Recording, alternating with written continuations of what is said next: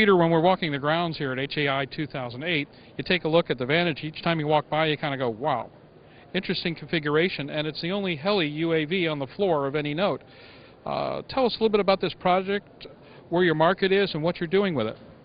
Well, the beginning of this project is actually that the US Naval Research Laboratories, they started the development project for the Marines, which was called Dragon Warrior. It was later renamed to the Vantage.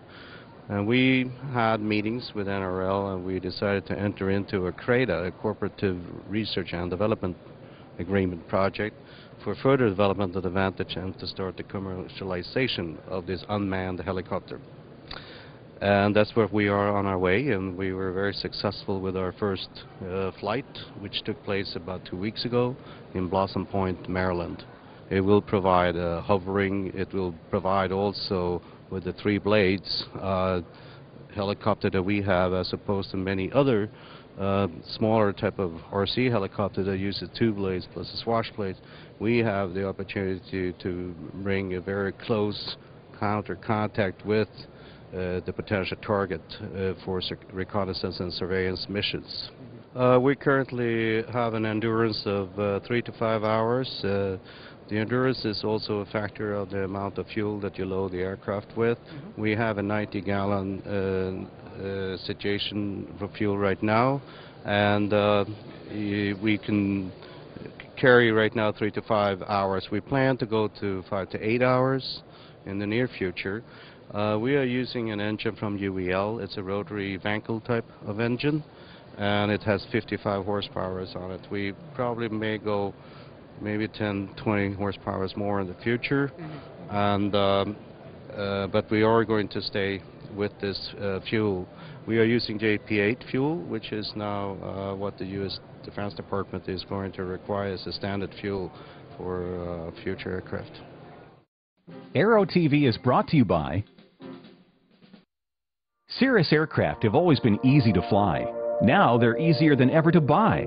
A complete line of ownership programs gives you everything you need to purchase, trade, finance, lease, insure, and warranty your Cirrus. There's even an ownership program for non-pilots. The Cirrus Access Pilot can teach you how to fly, or fly the plane for you. Find out more at www.cirrusdesign.com. Cirrus, for the love of flying. Tell us a little bit about the performance of the aircraft, how it's constructed, and the technologies involved in putting this together. We have an approach of using composite materials, first of all, for the airframe. We also are developing an autonomous autopilot system. We will eventually have an adaptive autonomous flight control system, and eventually we're going to have also a maritime autonomous flight control system enabling our aircraft to land and take off from ships and also from convoys as well. So the autonomous flight control system approach of a technology is extremely important to us. We also have a detachable nose for payloads, enabling the operator to use different type of payloads, and can go from infrared thermal imaging, electro-optical cameras, to other chemical detection and air sampling, for instance, of payloads. Now you're talking about an autonomous flight capability. That's just got to be an extraordinary amount of development work, although you know, obviously people are doing quite a bit in that area. Are you working off the shelf on that, or are you developing your own flight capabilities in that regard? I would say actually both.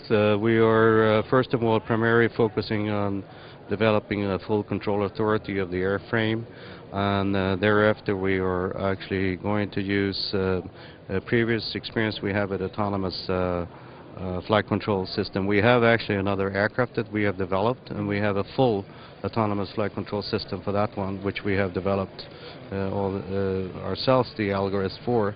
We plan to work with institutions such as Georgia Tech, who is providing similar flight control systems technology to other U.S. government airframes and projects.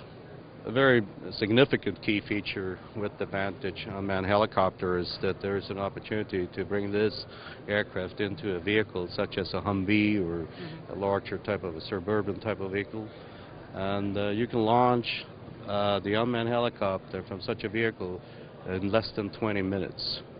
And you can use two people to do that, and they don't necessarily have to be trained pilots, since we are going to have an autonomous flight control system.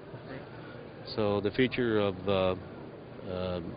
packing the unmanned helicopter into a vehicle is very significant. We can also detach the nose, and we can have the nose carry different type of payloads.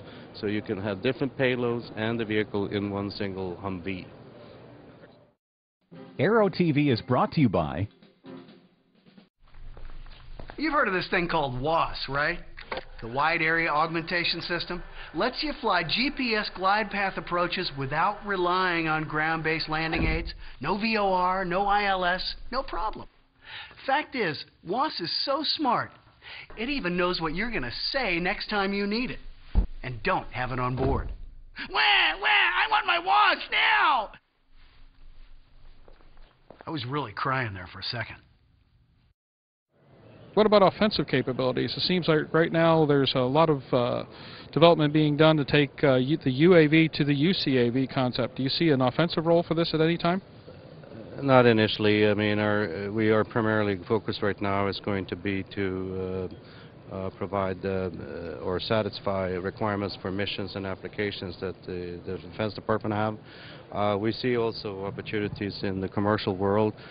We have had visitors here at the show from mosquito control, for instance. And those are very difficult flights with the manned helicopters, where they have very monotone type of flights, and you have to look for the larvae. We believe that we can use this Vantage, or unmanned helicopter, to provide a lot of different missions. We can pre-program them, we can integrate with payloads, specific payloads for that type of mission.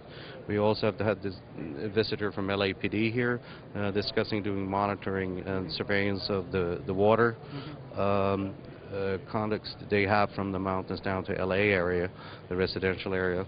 And there's also firefighting missions and search and rescue missions. So we see opportunity in the commercial world.